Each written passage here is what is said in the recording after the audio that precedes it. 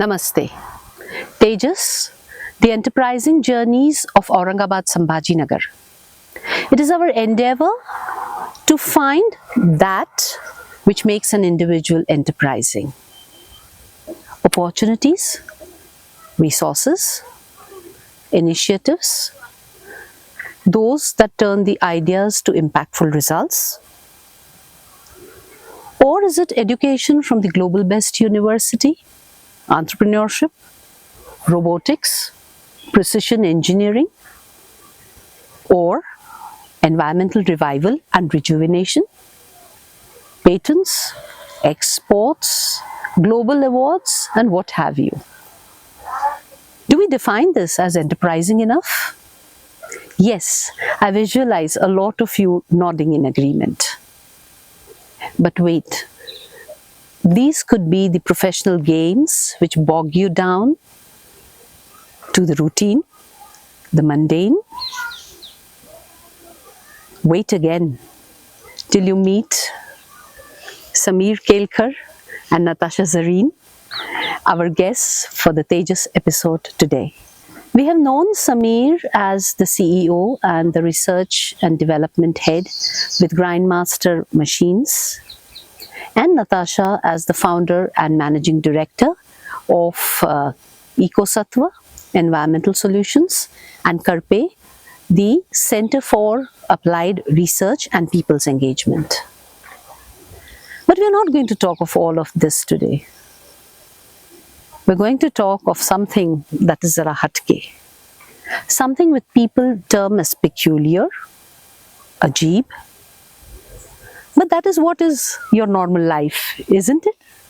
We have a way of life which is a bit esoteric. We live on a 30-acre forest which is in the middle of the city now. Right. So this piece of land was bought by my grandfather in the 1980s. He named it as a Bandizai Ban after our village goddess in the Konkan. Mm-hmm. Like subsequent to that, we have planted a lot of the jungle trees and the fruit trees here. So we live amidst 15,000 trees, 10 dogs, Okay. like 9 chicken and 2 goats. Okay. So this is a life that we have like carved out for like ourselves here over the years. We have a different like lifestyle. We spend a mix. We work very passionately, but then we have all these other passions, adventures, and like interests.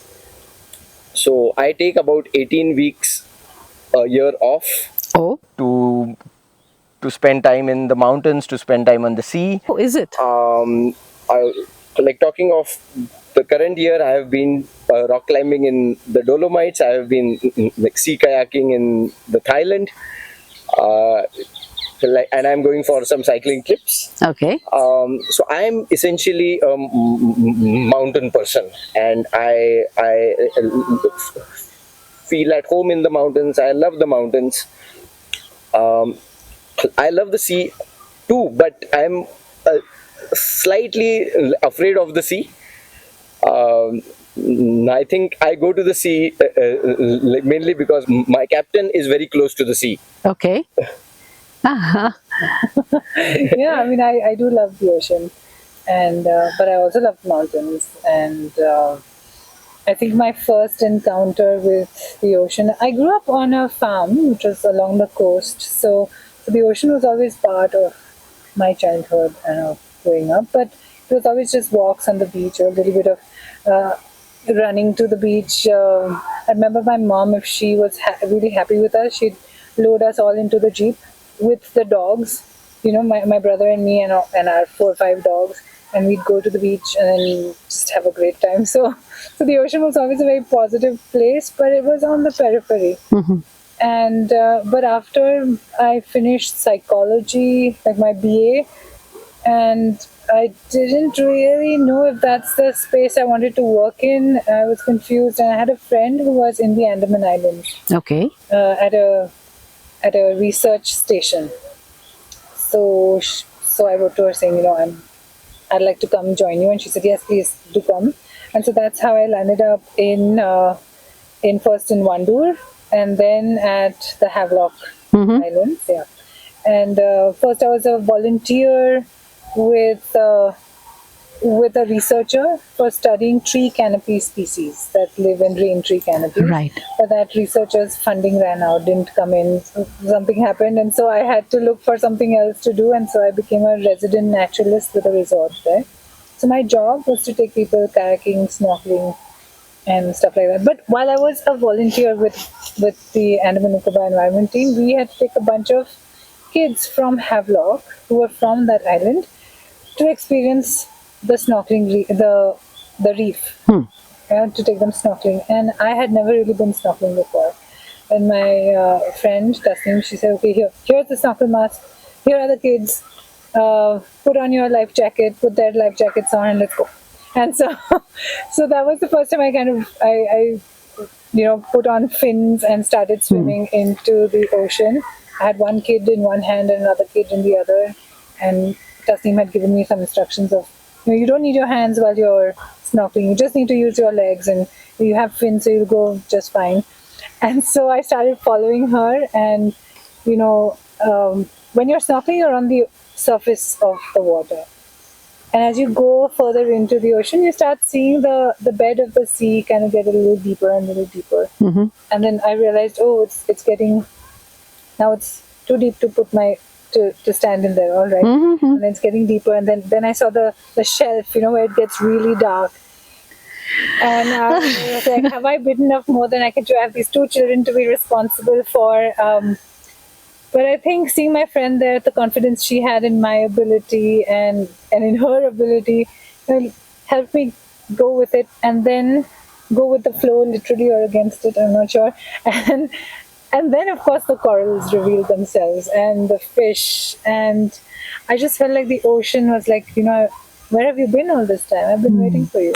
So I think that since then, my little communication or little connection with the ocean has always been there. Right. And while we live in a sea-locked area right now, we do find ways to go and reconnect with the ocean. often. Wow. I mean, I think these are experiences with only a handful, I would say, and especially with India, I think we do not have that much of this adventure sport as a profession, or someone even not accepting it as a profession, but just going along with it. Right. So, like for us, it has become a way of life, So it is a part of our working week to have some form of an adventure. So either a hike or a cycling ride or a kayaking trip or a picnic with the kids or a camping trip. So it is a part of how we live.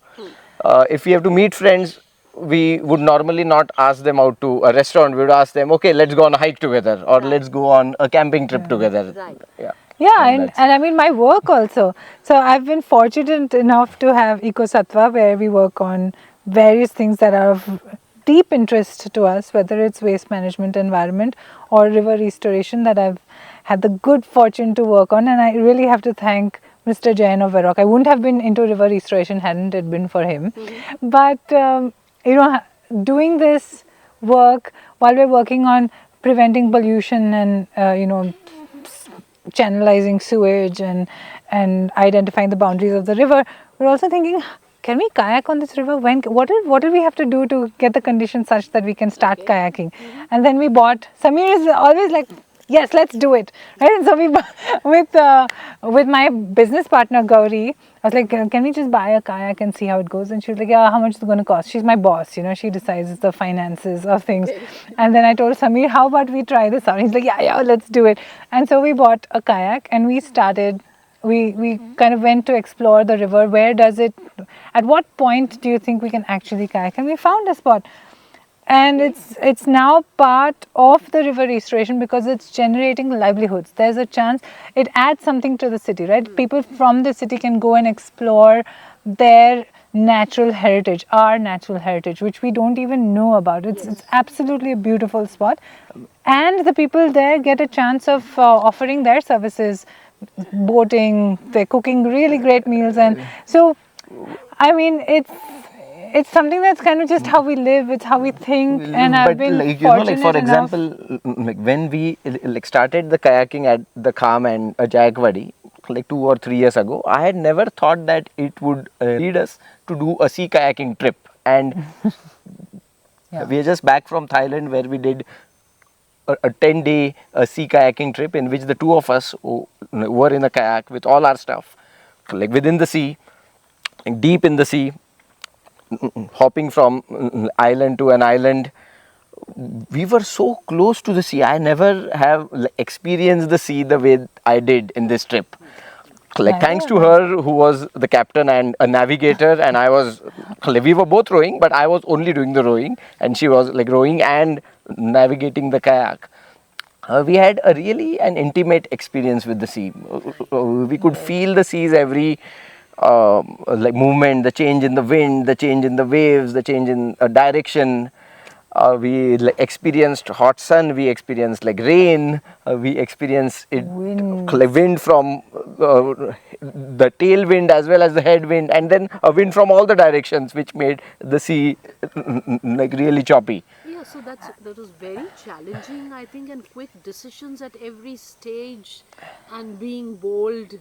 Being bold, and we also felt we felt very close together and connected, like because when we are hiking or when we are cycling, I am hiking with my own feet, or when we are cycling, then we are each of us like cycling on our own cycle. But here there is a sea kayak, it's a two-man kayak, and the two of us are in that boat. Yeah, and what one of Yeah, us does affects the other one. So yeah, it's very intimate. so it's very it was a very intimate yes. experience. Yeah. Oh, great. Yeah. Yeah. So from being the mountain man to being converted into a water man, and a water woman, I would say. So sometimes you say you're poles apart, and then we could see how well you blend into each other's, what do you say, experiences. So is it the same that you have even for your professional life? How do you take that ahead? No, I think we're really good life partners, but I'm not sure we would be good. I don't think we'd be good business partners at all. Like my business partner Gauri and I, we have this connect. With work, we just know. We finish each other's sentences. It's like that. But with Samir, whenever we talk about business, it's no, it wouldn't work. We'd end up fighting.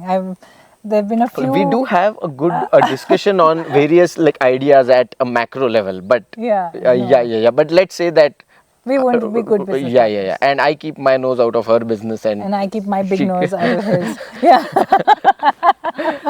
It's like, yeah. So that's a different kind of chemistry, I guess. For work you need a different kind of connect, and for I think for our lives, I mean, yeah, we built together. It's been a great partnership. Yeah, and it's one of those things I'm very proud of, from my adult life. My partnership with Samir in the life we've built together, and my partnership with Gauri in the businesses we've built together. So, yeah.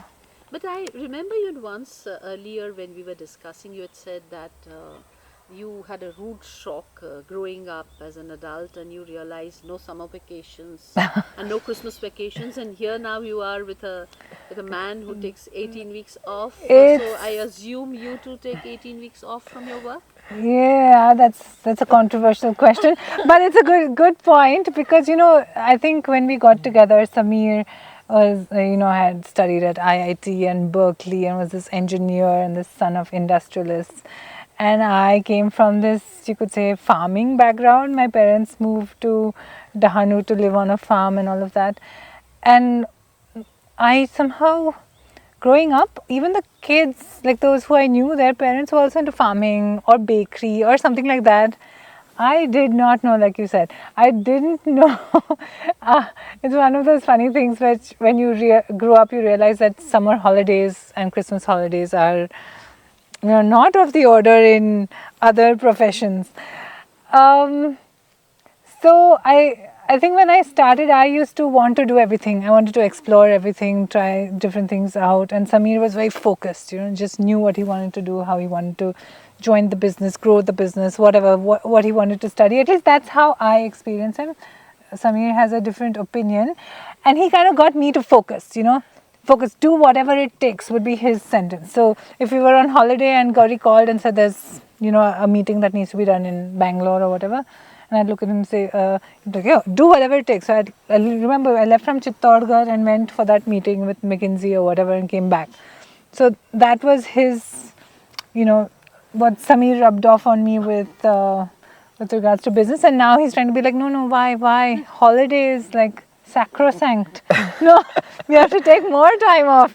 So whereas my like upbringing in a kind of an industrial like family had got me into a focus.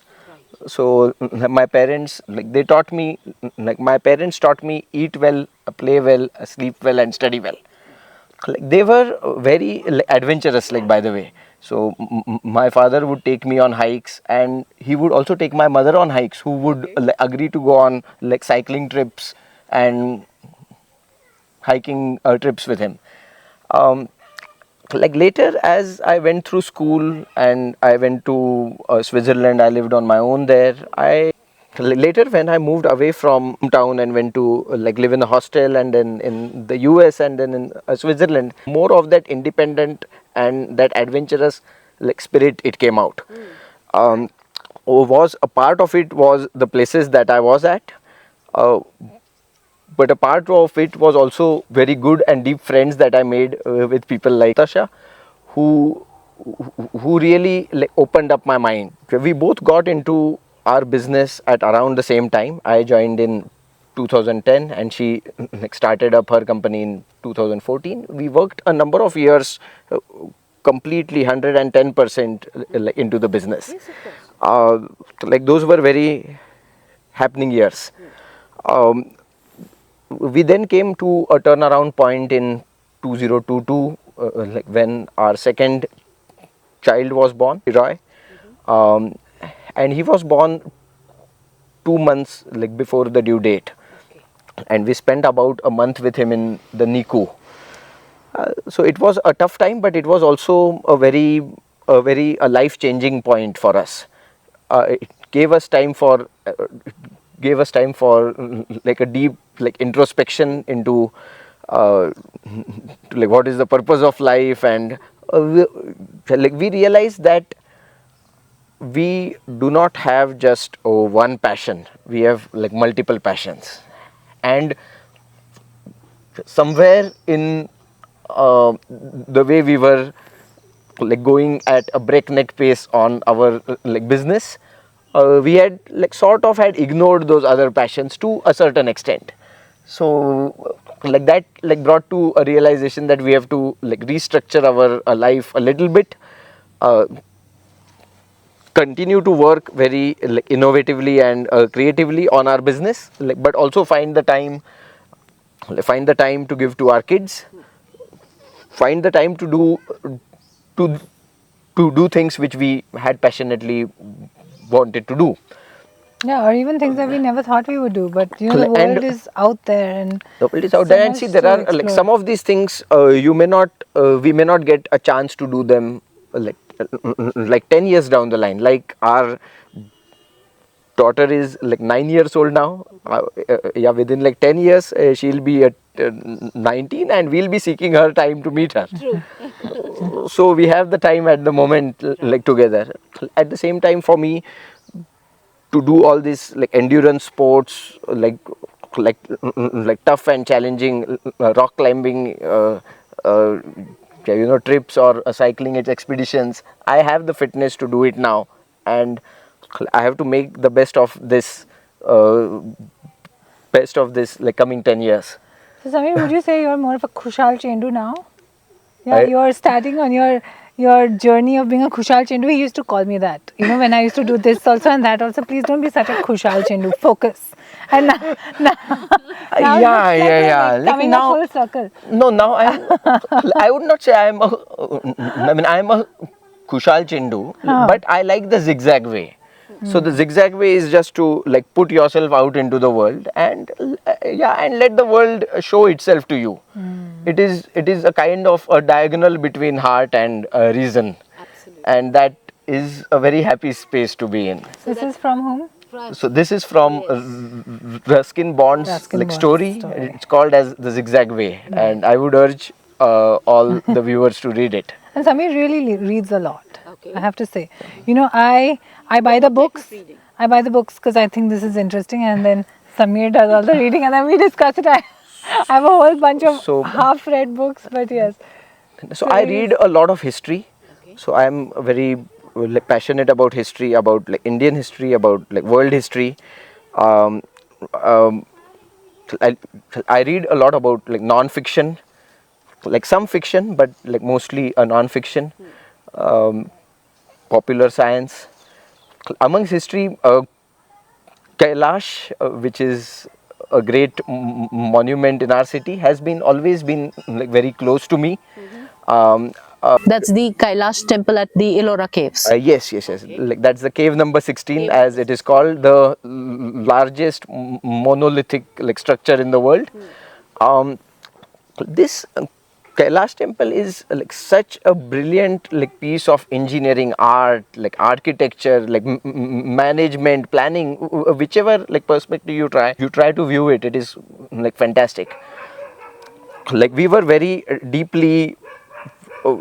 So the core philosophy of our company is also very closely connected with the Kailash, and that's why we thought of like making a program out of it, which we title as an absolute Kailash. Okay. So we take our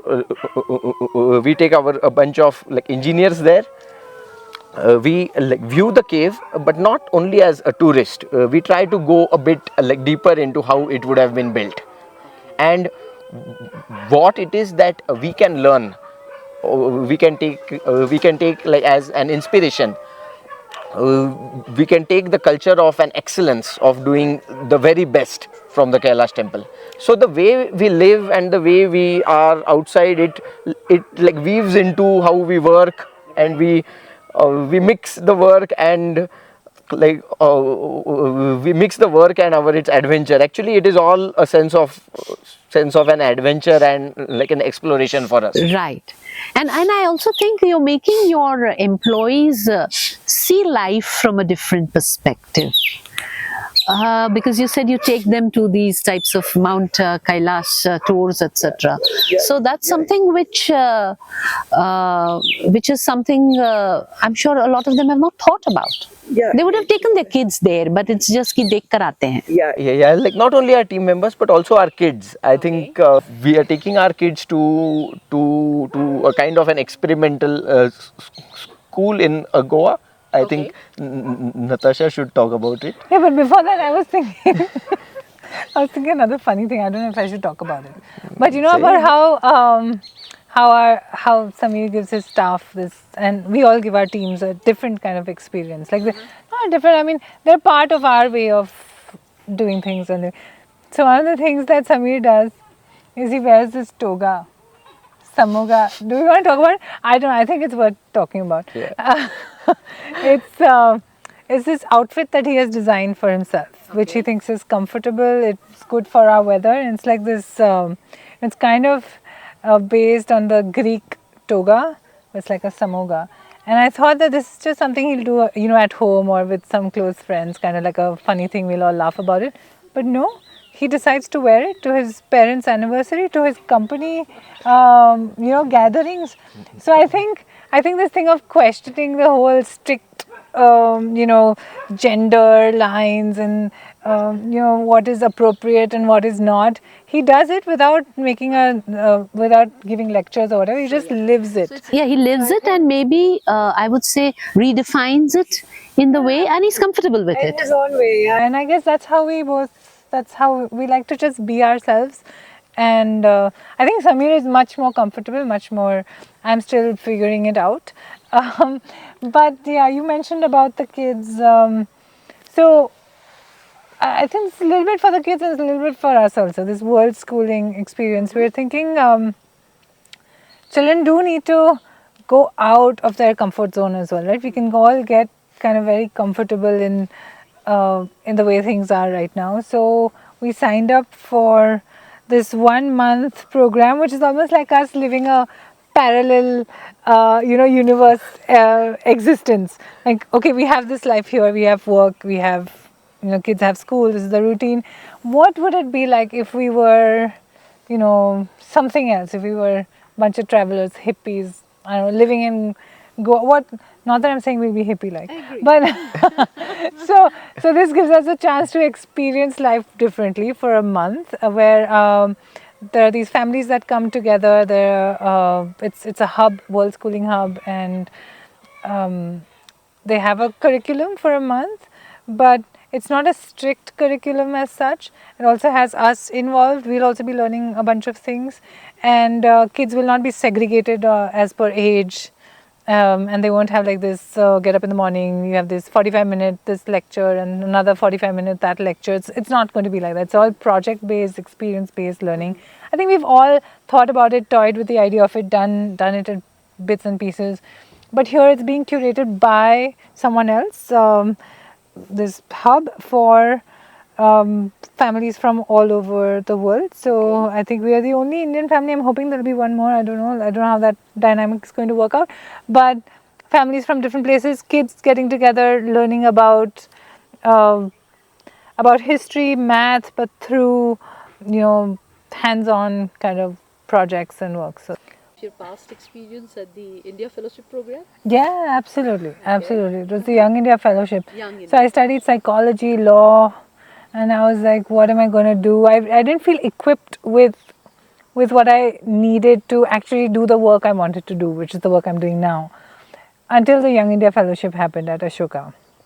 So that's where we really, it was a completely different experience for me with regards to education. We had professors who were inspired and inspiring. They loved their subject and they really inspired in us a curiosity and wanting to learn, and helped us unlearn all the stuff I'd learned from the past. So I think you're right. Ashoka and YF has a big role to play in this. In the work that I do now, I don't think I would have had the courage to do what I do now had it not been for that 1 year at YF.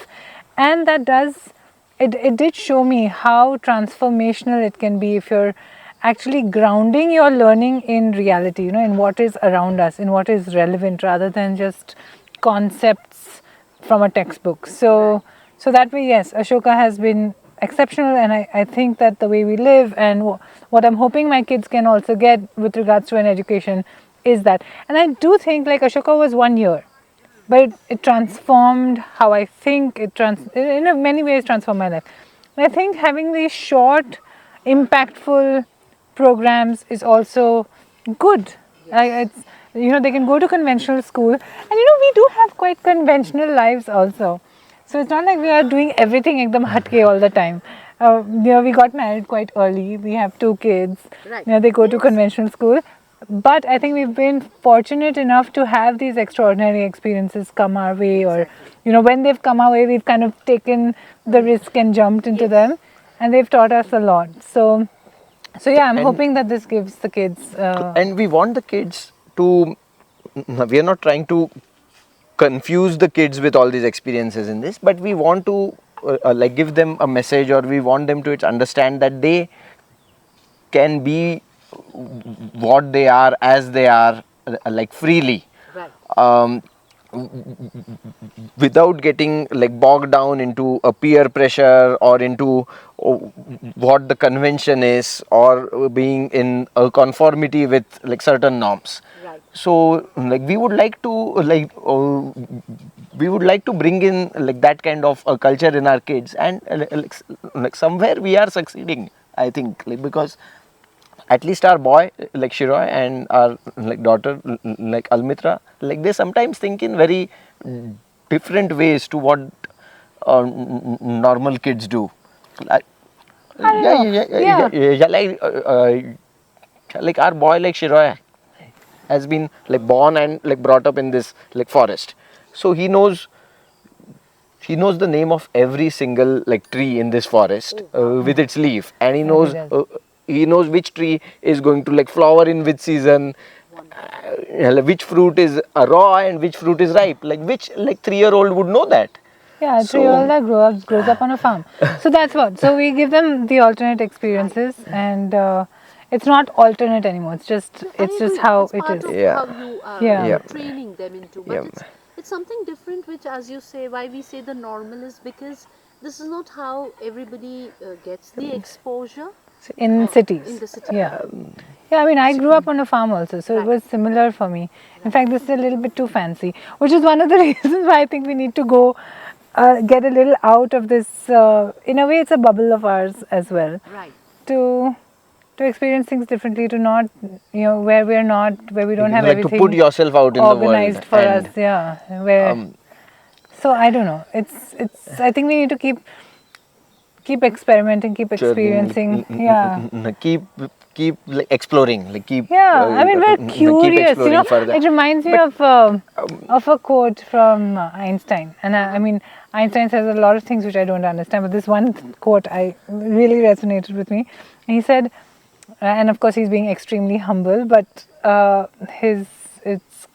he said, I don't have any extraordinary talent apart from being passionately curious. And I think that's kind of, we are passionately curious. There is so much curious about all the exciting things or the wonderful things in the world. Also curious about why things are the way they are. Why do we have the problem of waste and garbage and sewage and bad roads? Like why and how can it be fixed? I think that's a curiosity that See, drives that- us, and I think our kids are also that way curious. and see that curiosity and that like sense of that exploration, it like drives us to do things which sometimes like other people may view as hatke, like, but the challenges that we have like grown with, we have faced, have like made us like free to do what we want to do. So a lot of people find it hard to do something like simply because they are the only ones who are trying to do it. So I lived in Switzerland in a very small village, and I was very lonely in those like 2 years that I was there. I had like very few friends, so I had to do everything by myself. I had to go hike myself, I had to go to watch a movie myself, I had to go to the salsa class myself, I had to go to a German class myself, I had to do everything by myself. And that was really a time where I became very comfortable with myself. Right. Very comfortable with like being by myself. And that like, ever since then I have never felt scared or afraid, or like there is another challenge that I have faced, I still face. So I have been a stammerer like since I was like 6 or 7 years old, and it is this like way or the habit of like speaking that I have. It used to bog me down for like many years, like since like, my school days and to my college days. Was finally after I was at an IIT and then I was in the US, I was able to over the years like overcome this challenge. Like my stammering has not gone, as you and all the viewers would see, like, but it does not like stop me from like speaking out. So I have gotten like used to the fact that like this is my way of like speaking, and what I have to say is much more important than this habit by which I say it. And I would, so I would like to urge all the parents and the kids who see, who face the stammering or who see the stammering, to treat it as a habit, and to not let any kid like stop himself like from expressing because he has this habit. So these like experiences and these like challenges have taught me to be free, to be like myself. Exactly. So this is the greatest learning that one should have, to be accepting of oneself, and that's what frees you to the joys of life. Right? Because I'm sure you're taking all this ahead even in your professional world. and with the confidence because it's your own company. You have so many international visitors, you have so many customers, you go to so many places, but that overcoming that consciousness, I would say, and using it as a stepping stone to, do what makes you happy. That's something which I think is a very, very important lesson that I take back from what you have said this. And I'm really happy and thankful that you've opened up to this particular message in this episode. Yeah, and I think self-confidence is something I think everyone struggles with for some reason or the other. And like you mentioned, it's one of those things that we have to really learn to navigate whatever our crosses that we bear may be. But talking about self-confidence, I feel like Samir is like supremely self-confident. Because my parents are very like different than this. Like they were very like adventurous, very like dedicated to like to starting the business, to like running the business. I wrote a book about them called Garage to a Global, to like document their journey and the journey of the company. Right. They have like grown up with like certain like challenges which the business environments of their time had like brought about. Whereas like we have like been like born and brought up with a kind of a silver spoon. Right. We have had some other challenges, Yes. so we think in a slightly a different way. But what our like parents have always have done is to to encourage that like free spirit, to it encourage us to go out and like explore ourselves and explore like what we want to do. So that is like something that that has been a very good part of the journey. I would say the same about my team at Grindmaster as well. Okay. They have been very like open-minded to these wacky ideas uh, which I have brought ever since I joined the company, and they have accepted that the boat, it will be rocked, and many of them have like started to have the fun and started to rock the boat themselves. Right. So that is what it makes the work as well as a life like interesting and happening. That's a great point, and that's exactly what we do also, Right. Gauri and me. Yeah, what we're doing is not conventional, and it is. And she's really, we're always throwing ideas off each other and our team, and then we see that even municipal commissioners and all are open to it. Sometimes, if you can convince them. हमें idea क्यों नहीं आया? She could be somewhere that time. Yeah, there's someone to put up such a bold idea. Yeah, But like sometimes- Natasha had like written a poem when she was in college, I think, and that like poem and its title of being not bounded, it's unbounded, Wow. has made a very big like impact on me. It makes you think like out of the box, like without a limit. So I think if you ask me what is the one philosophy in life that I would like to to to take from this world into the next and into the next, it is this like philosophy of being not bounded by not bounded.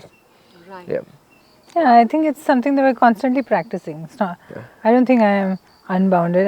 It's something I'm aspiring to be or striving towards. Yeah. And then this is a new trigger that I hear, that you are a poetess. There could be something else which you would have written. I mean, I wrote a few poems, but that was long ago, and I don't know why I didn't continue writing. Okay. But they were just for myself. Something And which for would Samir. strike you differently. Like, why don't you speak from the Himalayan dust which you wrote? That is These are like 20 years ago. gorgeous poem. I don't even. Gorgeous I poem. Like couldn't just the even last find 4 it. lines out of that poem. Okay, so this is the Himalayan dust. I wrote it. It was a thought that I was having while I was walking up to Zongrila, which is in Sikkim. So I was part of this Himalayan Mountaineering Institute basic mountaineering course, and that's I think, around when I wrote this, because I was really moved by the Himalaya. I was moved by the connections. I think Samir and I had become really close friends then. So I was just thinking of things like that. And so it's three stanzas or couplets. So I can't remember what they're called. The last four lines is what you've asked me to read out. So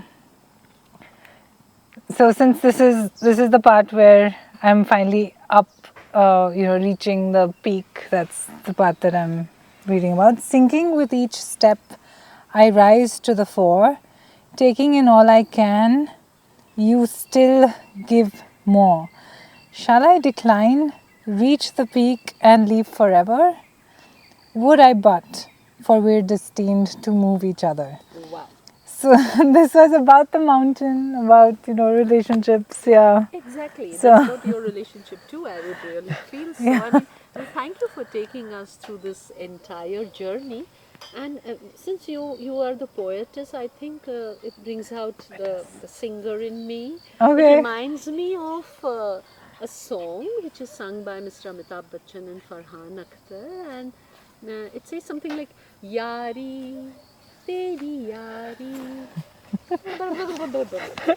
चल अच्छा it's something like यारी तेरी यारी चल माना